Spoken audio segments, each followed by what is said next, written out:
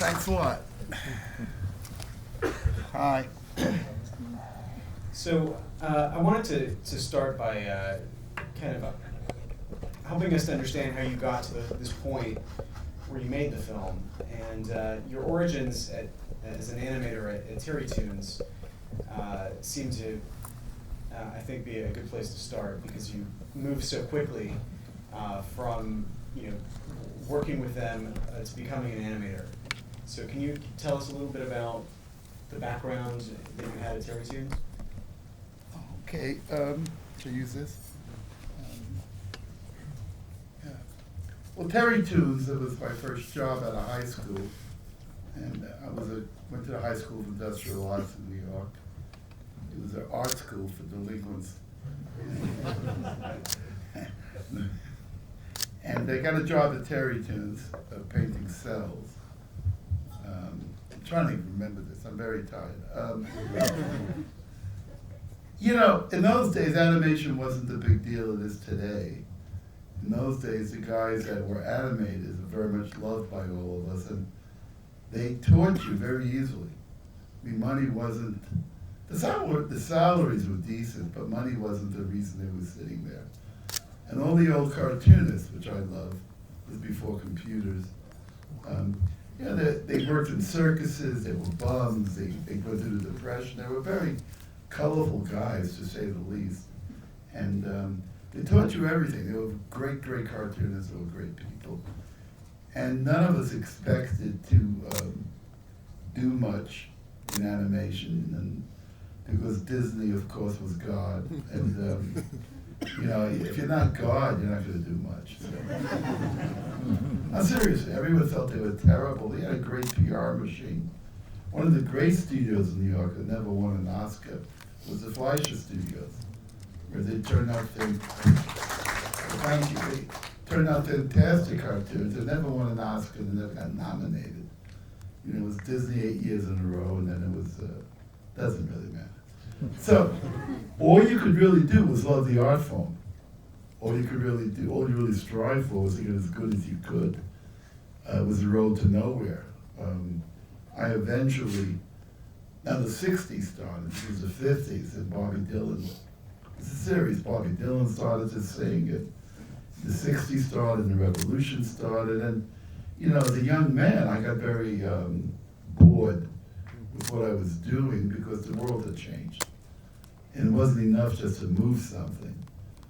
When we showed up in the beginning, the first thing you would have to do is animate as well as you could, which is an admirable thing to do, but not the answer to what animation should be about.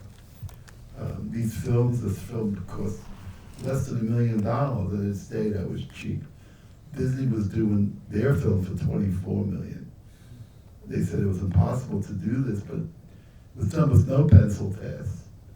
It was just done with a lot of heart by good old-fashioned animators. And it worked. It made a fortune. So I learned that it isn't necessarily how good you draw, it's what you're seeing on the screen. And 40, 50 years later, all my pictures are still playing, which shocks me. But they're basically about people. They're about people,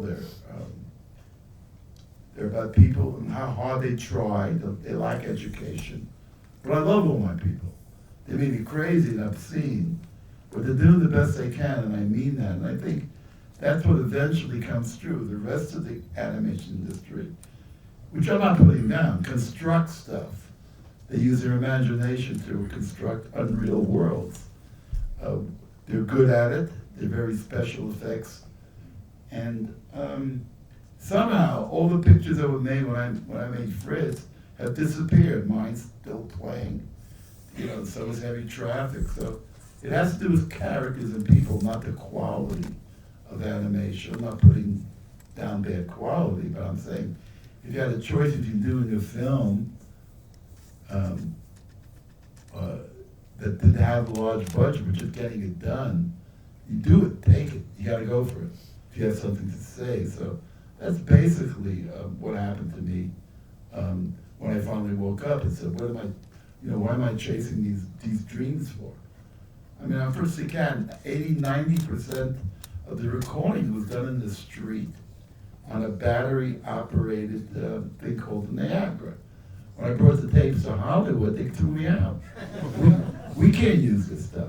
And the guys who record and mix movies, they want to touch it. They're not putting our names on this. Because it was against grain. I said, we got to hear a car thing in the street. The kids are in the street. They're talking in the street. Why can't I have a car in the background of the bus? You know, well, the kids aren't actors. Of course they're not actors. They're the real kids. You know, they're the kids that Fritz is trying to make. I mean, they're the girls, the guys. I paid them $25 for a voice. No, really, they did great. They did great instead of $500 a shot for an hour. I didn't have the money, and I had to find ways to make the picture work that I would enjoy looking at and still maintain a certain quality level, so I picked realism.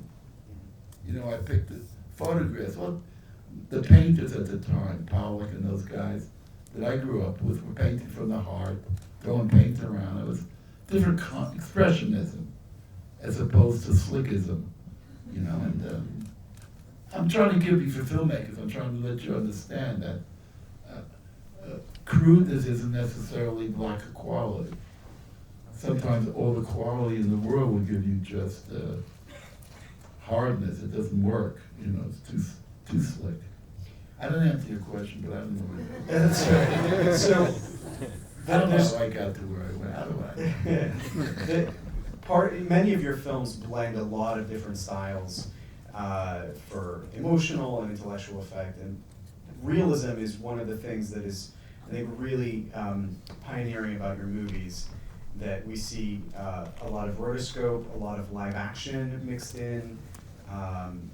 Thinking about like archival footage, old movies that work in. At what point did you start and want to start using live action footage with animation? Well, first of all, I haven't seen this film since I make it. I haven't seen any of my films since I make it. I can't stand looking at them after I finish them because all the director sees is what didn't work. You just can't see anything else. I don't look at them. I get embarrassed. So I think if I look at them and see how bad they are, I won't show up at these screenings. I'm dead serious. I walked in on this titles and I saw the photographs I used at Fritz for the end titles, which I totally forgot about. And I forgot that I used photos in there. My whole thing at a certain point is getting more and more like that. And I'll show you Last Days of Coney Island in a couple of minutes. My last film. But I learned this whole thing about style and about, you know, you do an animated film, it's all one style. The background style is the same. The guys break their backs from beginning to end to make the picture look alike. And I think that's wrong. I think what's important is scenes emotionally. You've got to play right, and you know, for that moment, and use whatever it takes, whether it's live action, photographs, one style or another style in the scene, that it's that continuity that I love, that disjunction and that clashing of mediums that I use to try to create an emotion. Because the other way is very boring to me, you know, all this manipulation of audiences. You know, like you talk to an audience one way and you keep on the edge of their seat. You have one style for a whole animated film and you don't change it. Ridiculous. You have a style for the war scene, you have a style for the, yes, I started to juxtapose stuff very seriously in the film, and still love that very, very much. But my heroes weren't animators. My heroes were painters and photographers. I love the early photographers. They used to take stuff on the streets, black and white. The Americans, I forget their names, the Ann Arbors. It's a whole range of photographers in the 40s and 50s that took shots at Coney Island, just people. Photojournalists are very important to me. I love the work they used to do and still do. That's the essence of film to me. If I was to make, I did a film called This Ain't Bebop, you should check it out. It has with Harvey Keitel, it has to do with the whole beatnik area in the 50s. You know, and the cutting was very unusual. You know, the lack of structure sometimes becomes a better structure. It's a kind of fluidity that I'm into. It's kind of, I don't know, was yelling at teachers, really. Tell us about finding Crumb's artwork, deciding and getting the film actually financed. You wound up with Cinemation, right? So how did the script actually get a green light? Script get a green light? In those days, I wasn't looking for a green light. I was looking for anyone who wanted to make a movie of mine the way I wanted it made. And if they were going to put some money into it, they could get on board. I wasn't begging anyone to make my movie. I certainly wasn't going hand in hand. I grew up as a poor immigrant boy. What do I care? You poor, you're not poor, you stay poor. It doesn't matter to me. I never wanted to go around, playing that game, development. So I told the guys that they want to make the first X-rated cartoon, here's the script and leave me alone. No, seriously, I'm not kidding, that's where I was. They looked at me, I got thrown out of every office. Warner Brothers put $250,000 into Fritz the Cat. They gave me the first one, and so I did a sequence to show them how it would look, because they didn't know what the hell they're buying. And $250,000 in those days was a fortune. So I did the big Bertha sequence. That's when Bertha's running around slapping Fritz in the face with a breast and other stuff, right? So I was screening at Warner Brothers with the producer, Steve Krantz. I don't know why I did that sequence. I'm a pain in the ass. There were a million other sequences I could have done that was safer, but this is one. And why did I do it? Was because I wanted to make sure it got done. So I took their money. I said, listen, they may not do the picture, but I can get the sequence done. They threw me out. They threw me out of the studio. They stopped the funding of the film. On the way back, the producer, Steve Krantz, on the plane is screaming at me. I mean, he's yelling at me, you idiot, you stupid, this and that. So he's yelling at me, this is a true story, so help me God. It's how lucky I am in my life. This is luck. I don't know what it is. True story. So I get off the plane, he's yelling at me, we go back to Manhattan, he's yelling at me. We're going up the elevator in the Fisk building on 57th Street in Broadway. He's still screaming at me. He is infuriated with why I picked his sequence. The fact that he didn't stop me, he didn't even know what I was doing. This is a producer, right? That's an average producer. Right. That's it. They don't know what you're doing, but they yell a lot. So I'm and there's a guy in the elevator standing there listening to this. His name was Jerry Gross. Jerry Gross was not only a coke addict, he had a small distribution company in New York that just did Badass Sweetback, that made a fortune. Melvin Van Peebles' first picture, and he did Johnny Get Your Gun, made a fortune. And he's rolling in dough. And he's got an office right under my office in the Fisk building. He says, what do you got? I tell him what I got. We get off of the elevator in his studio. He looks at the footage I got. He says, I'll buy it. My producer, Steve Krantz, stopped screaming. He said, I'll buy it. He bought it. He financed it. $500,000. It was $500,000 from him, $250 from Warner's. I didn't give them their money back. I had the sequence. They fired me, and I went to Saul Zentz, Fantasy Records, and gave him the music rights to Fritz if he gave me the final couple of $100,000. You see, this is what I learned from the bookies in New York. And he did. He got the record album rights. I put just under $1 million together and made the film and released it. And it made out at $300 million to date. True. So biggest grossing animation independent film ever. And then I had all the muscle in the world, so I could do whatever I want. I mean, you get that lucky, then you go to the studio and say, So the next guy, and then was different business guys. They were small companies that released small films. There was a place called AIP, International Pictures. They released Marty Scorsese's first film, Boxcar Bertha. They did all those road movies. There were low-budget films for the drive-in theaters, right?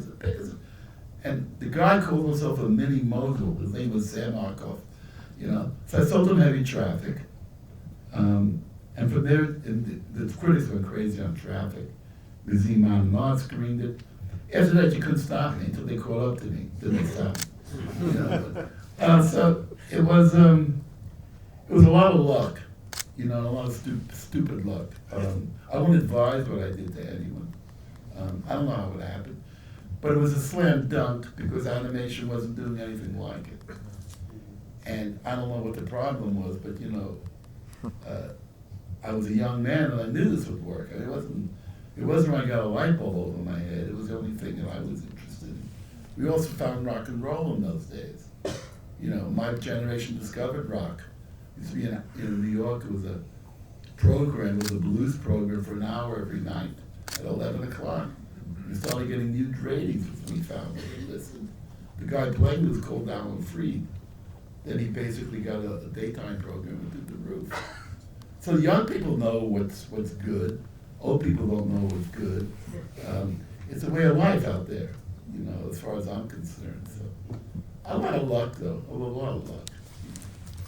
Tell us a little bit about shooting live action for some of your films that would then be either rotoscoped or solarized, things like battle sequences in The Lord of the Rings or Fire and Ice. Well, first of all, you could not do Tolkien, which I love very much, without shooting live action. There wasn't an animator in the world that could do 12 horses running across a field in full gallop with ring race. I mean, you can't do that. That's illustration. So I knew that live action would be an answer to trace over if I wanted to do that movie. Now, Disney did rotoscope on all his features, but didn't tell anybody now. As an animator, I knew that. He said they're just great animators. They were great animators, but not the rotoscope work. That's a trick. Fleischer used it too. So I knew that would work. And there's no other way to do the film. I don't particularly care for it, and I wouldn't use it again, but I do like solarization. I do like messing around with live action to change how it feels. Again, we're back to photographers that I love. I love photography. And I like the feeling of old photographs.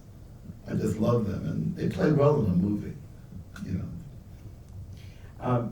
So the distributor of Fritz the Cat really heightened, I think, the sort of the sexual element of it in its poster and sort of advertising the ratings and stuff like that. But how did that? How did the film get received when it went out? Was it? I guess was the exploitation element driving most of it? Oh, I think so. I think the first X-rated cartoon was a genius stroke on Jerry Gross's part. I didn't mind that at all. I said, I just said, Mom, you can't go to the movie. She never saw a picture of mine and the letter. I think she might have seen Rings. I thought the exploitation thing was on the money. I mean, it's in your face. I thought that's great. I'm not trying to play artist or God. It wasn't an exploited kind of film. It was a dirty film. You know, it had racial connotations in it. So it was what it was. I mean, I wasn't hiding from it. And I thought that really helped it. I mean, it got tremendously great reviews. It got some people who hated it, but it got very good reviews and did extraordinarily well. But I wasn't running away from it. I was proud of it. I mean, it's like you're sitting there and you have to figure out how far do I go. No one had ever done a film like this, including me. So it's like, how far do you go? Do you show the penis? Do you not? I mean, those are questions you're sitting in the office and you ask yourself. But they're wonderful questions in animation. In other words, those questions were never asked. I didn't know what to do. Like, there was the crows when Fritz fell off the car off the bridge. And I sat for days saying, well, if the guy driving, I forget his name, I'm getting old, but the guy in the car, if he flies down and grabs him, then he's a bird, and anything can happen, and nothing's going to work. What do I do? It doesn't seem right to have him fly with wings.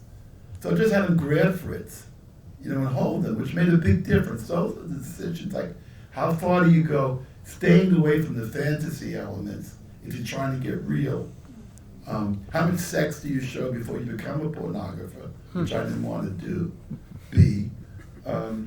those were all major decisions I made. I had to make much more on heavy traffic. Because no one had done anything like it. I couldn't look at a Warner Brothers film or a Disney film to show me the way.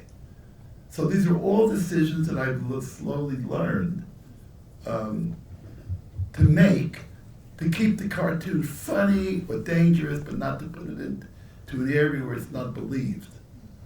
You know, and this is the fine balance I always played with. And I enjoyed that. But I didn't run away from the rating. I was kind of proud of it. After making films like Heavy Traffic and Fritz the Cat, you transition into Wizards, which is more of a family film. And I'm curious to know, at that point in your career, what made you want to sort of switch over into something that was less adult? Whoa. Wizards is very adult. I agree with you. Less exclusively adult. Less exclusive. Because it's part of what I do as an artist. In other words, I was, you know, live action directors or directors like Scorsese, who I love very much, and Coppola, they have a right to do whatever they want to do.